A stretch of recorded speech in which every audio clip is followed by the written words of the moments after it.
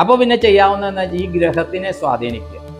അപ്പോൾ ആ ഗ്രഹത്തിനെ സ്വാധീനിക്കാൻ എന്ത് ചെയ്യുന്നു വെച്ചാൽ എൻ്റെ ഗുരു ബ്രഹ്മശ്രീ കൃഷ്ണയമ്പ്രാന്തിരി തിരുമേനി പറഞ്ഞു തന്നിരിക്കണം. ഇപ്പം നമുക്കെല്ലാം നവരത്നങ്ങൾ അറിയാം അല്ലേ? നവരത്നങ്ങൾക്ക് 9 കളറാണ്. ഓക്കെ, ഈ 9 ഗ്രഹങ്ങൾക്ക് 9 കളറാണ്. അപ്പോൾ ഇവർക്ക് ഏത് ഗ്രഹമാണ്, ഏത് ഗ്രഹത്തിൻ്റെ ആ ദശയാണ് നടക്കുന്നത്, അപ്പോഴാണ് ഈ പ്രശ്നം ഇവർ ചെയ്യണമെങ്കിൽ ആ നിറത്തിലുള്ള തിരി കത്തിക്കാൻ പറയും, കൈത്തിരി. അപ്പം എന്തുകൊണ്ട് കൈത്തിരി കത്തിക്കുന്നു?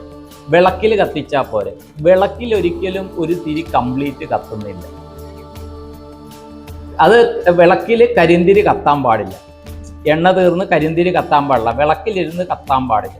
അപ്പോൾ അതിനൊരു പ്രതിവിധിയാണ് നമ്മൾ ഈർക്കിലെടുക്കുക. അത് ഇവർ തന്നെ എടുക്കണം, ഈർക്കിലെടുക്കണം. ഇപ്പം അല്ലെങ്കിൽ ഇപ്പോൾ ചില കടകളിലൊക്കെ അത് കിട്ടുന്നുണ്ട്. ഈർക്കിലെടുത്തിട്ട് ആ പർട്ടിക്കുലർ ഗ്രഹത്തിൻ്റെ തുണി ചുറ്റാൻ പറയും. എന്നിട്ട് അത്